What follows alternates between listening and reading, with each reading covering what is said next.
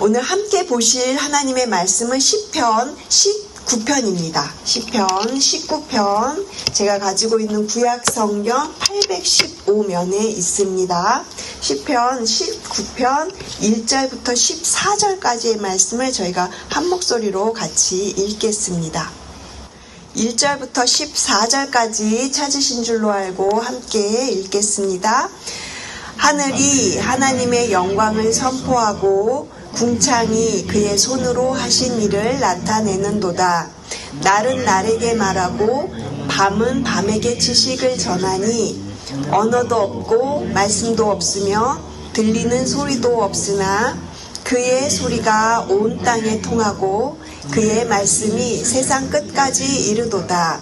하나님이 해를 위하여 하늘에 장막을 베푸셨도다.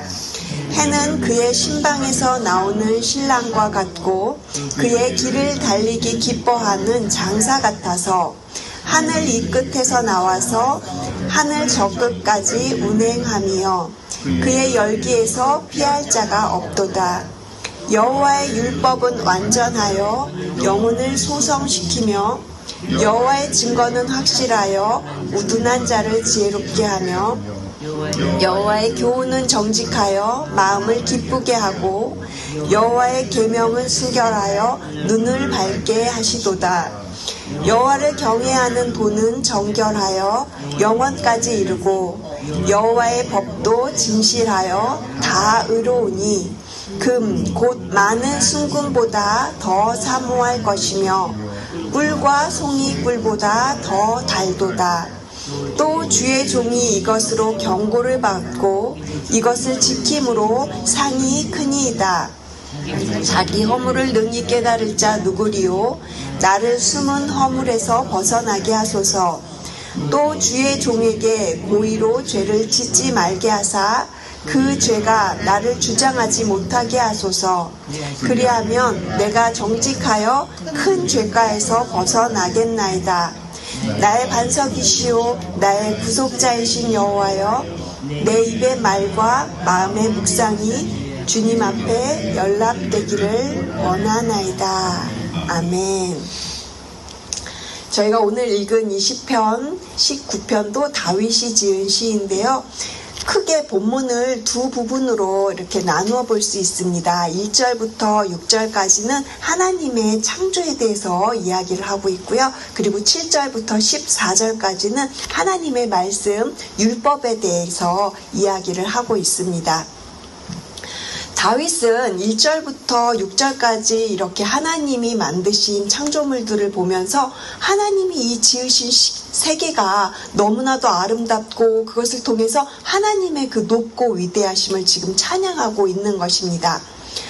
여러분들도 아마 많은 그런 경험들이 있으실 것 같아요.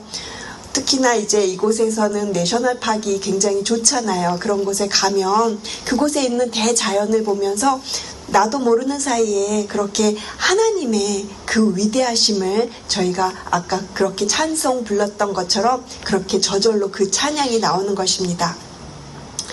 아마 이 시편을 지은 다윗도 그랬던 것 같아요.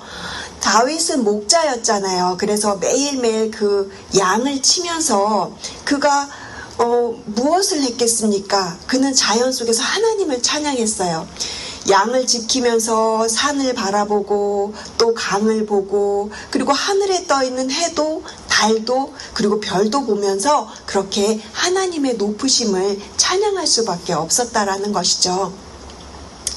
저도 어렸을 때 제가 이렇게 고등학교 시절에 버스를 타고 한참 그 학교가 외진 곳에 있어서 그렇게 외진 그 시골 같은 곳을 버스 타고 한참 동안 가야 되는 그런 학창 시절을 보내고 있었는데, 버스를 타고 갈 때는 가을에는 그 이렇게 막 황금 들판이 펼쳐지고요. 그리고 봄에는 모든 온통 초록색으로 그 밭이 온통 초록색으로 바뀌는 거예요.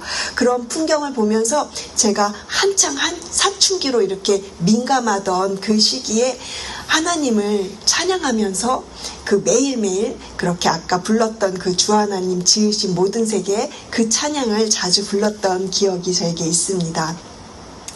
오늘 저희가 읽었던 이 19편 다윗이 그것을 이야기하고 있는 거예요. 1절에서 2절에서 보시면 낮은 낮대로 그리고 밤은 밤대로 하나님을 찬양한다, 이렇게 다윗이 고백을 하고 있죠. 저는 특별히 3절, 4절 말씀이 굉장히 마음에 와닿았는데 3절하고 4절 전반부까지의 그 내용을 제가 메시지 성경으로 좀 찾아보았어요. 매우 흥미로운 표현이 있어서 여러분께 들려드리려고 가지고 왔는데요.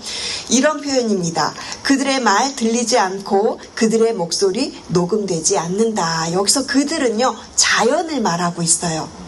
그 다음에 표현이 너무너무 기가 막힌데, 그 침묵은 온 땅을 채우고 소리 없는 진리 어디에나 울려 퍼집니다. 너무너무 멋진 표현이에요. 4절을 그렇게 표현하고 있는 겁니다. 대자연은 아무런 말을 하지 못하고 소리를 내지 못하지만 그 자연이 하나님을 그렇게 지금 찬양하고 있다라는 것이에요. 그 존재만으로도 하나님을 그렇게, 하나님의 위대하심을 지금 노래하고 있다, 그런 말입니다. 그러니까 우리는 하나님께서 만드신 이 대자연을 통해서 자연스럽게 하나님을 찬양할 수밖에 없는 겁니다. 그렇게 다윗도 지금 시편에서 고백하고 있듯이 우리도 그렇게 시편을 통해서 깨달으면서 나아가는 것이죠. 특별히 다윗은요, 해를 강조하고 있어요. 4절, 5절, 6절 말씀까지 다 보면 해에 관한 이야기를 하고 있는데요. 다윗이 특별히 수많은 창조물들 중에서 이 해를 강조한 것은요, 옛날에 고대 근동을 살아가던 사람들이 이 해에 대해서만큼은 굉장히 대단하게 여겼다라는 것입니다. 해를 최고로 여겼고요. 그리고 그래서 해를 숭배하고 또 해의 그 뛰어난 능력을 우상 숭배하는 일도, 그 해의 신을 만들고 그런 일들이 많았다는 것이죠. 그런데요, 다윗은 전혀 그렇지 않았어요. 그저 해는 하나의 창조물에 불과하다, 하나님께서 만드신 창조물의 일부다, 이렇게 고백하고 있어서, 그래서 4절 후반절을 보시면 다윗이 이렇게 표현을 하죠. 하나님이 해를 위하여 하늘에 장막을 베푸셨도다. 이 하늘의 장막이라는 표현도 제가 메시지 성경을 보니까 또 다르게 이렇게 재밌게 이야기를 하고 있어서 가지고 왔어요. 하나님께서 해를 위해서 거대한 둥근 지붕을 만드셨으니 그 지붕은 초대형이다. 굉장히 시적인 표현으로 메시지 성경은 조금 더 이렇게 현대적으로 우리 언어로 표현을 하고 있죠. 그러니까 이 해 역시 찬란하고 아름답고 위대하지만 이것 또한 하나님의 창조물인 거다, 이렇게 지금 선포를 하고 있는 것입니다. 그러니까 이 해는 하나님이 창조하신 거야. 해를 위해서 그렇게 하나님이 만들어 두신 거야. 그런데 너희들이 이 해를 굉장히 대단하게 마치 신처럼 그렇게 섬긴다, 숭배한다, 전혀 그렇지 않다라는 것을 지금 다윗은 이야기를 하고 싶은 거예요. 그냥 해는 창조물에 불과해. 하나님의 높음을 우리가 깨달을 수 있는 그런 해인 거야. 이런 표현을 다윗의 고백을 통해서 우리가 알 수 있는 것이죠. 그리고 이제 6절 이후에 7절부터는요, 다윗이 하나님의 율법에 대해서 이야기를 합니다. 그러면서 하나님을 부르는 호칭이 바뀌어져요. 1절을 보시면 하나님이라는 표현을 보실 수가 있으시죠? 그리고 7절부터는 여호와라는 그런 표현으로 다윗이 이렇게 호칭을 다르게 부르는데요. 그 다르게 부르는 차이점을 조금 말씀을 드리자면, 1절에서는 하나님이라고 이렇게 사용할 때 그 하나님, 이 호칭이요, 히브리어로 엘이라는 표현이 있습니다. 그러니까 하나님을 부를 때 엘로힘이라는 표현을 쓰거든요. 엘로힘은 그 단어 안에 능력의 하나님, 그리고 창조의 하나님을 뜻하는 말입니다. 그런데 7절부터 보시면 여호와라는 표현을 보실 수가 있으실 거예요. 이 여호와는 어떤 하나님을 뜻하냐면 언약의 하나님, 약속의 하나님을 이야기하고 있습니다. 즉 하나님이 율법을 통해서 이 하나님의 말씀을 통해서 그 약속하신 것을 신실하게 지키시는 그분이 바로 여호와 하나님이시다, 이렇게 이야기하고 싶은 것이죠. 그래서 7절부터 14절까지는 하나님의 그 언약이 얼마나 위대한지를 선포하고 있는데요. 그러니까 1절부터 6절까지는 자연 경관을 통해서 하나님을 높이고요. 그리고 7절부터 14절까지는 율법을 통해서, 하나님의 말씀을 통해서 그 율법이 이제 어떻게 표현되고 있는지 우리 함께 7절 말씀 같이 다시 한번 읽겠습니다. 여호와의 율법은 완전하여 영혼을 소성시키며 여호와의 증거는 확실하여 우둔한 자를 지혜롭게 하며. 이 표현도 제가 메시지 성경으로 가져왔는데 한번 잘 들어보시기 바랍니다. 하나님의 계시는 온전하여 우리의 삶을 회복시키고 하나님의 이정표는 확실하여 바른 길을 알려주신다. 믿으십니까? 이것이 바로 말씀이 갖고 있는 힘입니다. 저희가 지난주에 이제 신년 특별 새벽 예배를 다 마쳤습니다. 그런데 특별히 저는 이 부분 지금 읽었던 말씀에 대한 힘, 말씀에 대한 능력에 관한 우리 담임 목사님의 설교가 기억이 나요. 여러분 혹시 지난 화요일 날 너무 일주일 전이죠? 담임 목사님께서 요한복음 설교를 하시면서 말씀이 기준이 되어서 우리의 삶의 내비게이션이 되어서 우리에게 바른 길과 방향을 알려주신다고 했던 그 말씀 기억하십니까?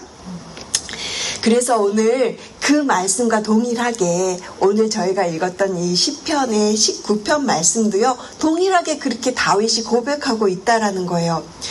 이런 말씀이 다윗에게 어떻게 다가왔냐면, 다윗이, 저도 이제 특별하게 오늘 이 시편 19편의 10절 말씀이 굉장히 이렇게 다가왔는데 10절 말씀 우리 다 같이 한번 10절 말씀 같이 읽겠습니다. 금 곧 많은 순금보다 더 사모할 것이며 꿀과 송이꿀보다 더 달도다. 다윗이 이 말씀이 너무 좋았다는 거예요.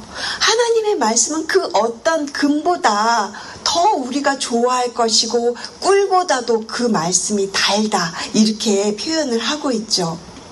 이러한 것들은, 이 말씀들은요, 그렇게 금보다 귀하고 순금보다 값지고 꿀보다 더 달고 송이꿀보다 정말 더 달다라고 그렇게 고백하는 거예요. 왜요? 이 하나님의 말씀이요, 우리의 삶의 생명이 되고 또 우리의 삶의 방향이 되기 때문입니다. 우리의 삶을 바르게 해줄 수 있는 힘이 바로 이 하나님의 말씀에 있기 때문에 다윗이 이렇게 고백한 것처럼 우리도 우리 하나님의 말씀을 이렇게 우리가 꿀처럼 달다고 고백할 수 있어야 되는 것이죠. 그래서 올 한 해 2026년도 1년 동안 저희가 이렇게 말씀을 꿀처럼 달게 경험하게 되는 역사가 있기를 저와 여러분 모두에게 주님의 이름으로 축복을 드립니다. 아멘. 설교를 정리하겠습니다. 다윗은 첫 번째로 자연을 바라보면서 그렇게 하나님의 위대하심을 찬양했고요. 그렇기 때문에 오늘 우리도요, 그렇게 우리의 주변을 바라보면서 우리 주변의 모든 하나님이 만드신 것들을 그렇게 보면서 우리에게 허락하신 또 그 삶의 자리에서 하나님을 높이는 그런 하루가 되셨으면 좋겠습니다. 그리고 또한 두 번째는 다윗은 이 말씀, 하나님의 말씀을 통해서 자신에게 주신 하나님의 그 삶, 그 방향, 그리고 자신이 어떻게 살아가야 되는지 그것을 깨달았어요. 우리도 마찬가지예요. 우리도 이 말씀을 통해서 우리가 어떤 방향으로 나가야 될 것인지, 그리고 우리의 삶을 어떻게 한번 다시 재정비해서 이제 2026년도를 어떻게 살아갈 것인지, 이런 것을 오늘 하루 기도의 삶을 통하여서 여러분들 안에 잘 이렇게 준비하시고 나아가시는 그런 하루 되시기를 주님의 이름으로 축복을 드립니다. 기도하시겠습니다. 하나님 감사합니다. 하나님께서 지으신 모든 것들을 통해서 우리는 하나님의 위대하심과 영광을 찬양할 수밖에 없습니다. 능력이 뛰어나신 하나님이 우리의 아버지가 되십니다. 정말 너무나도 놀라운 사실입니다. 위대하신 그 하나님이 우리의 아버지가 되신다는 그 놀라운 확신을 가지고 오늘 하루도 힘차게 살아가는 저희 모두가 되게 하여 주시옵소서. 특별히 우리에게 주신 하나님의 그 귀한 말씀으로 오늘 하루도 또 우리에게 주신 올바른 방향을 따라가며 또 말씀 따라 생명을 살아가는 오늘 한날 귀한 생명의 한날이 되도록 주님 축복하여 주시옵소서. 감사드리며 이 모든 말씀 사랑하시는 예수 그리스도의 이름으로 기도드렸습니다. 아멘.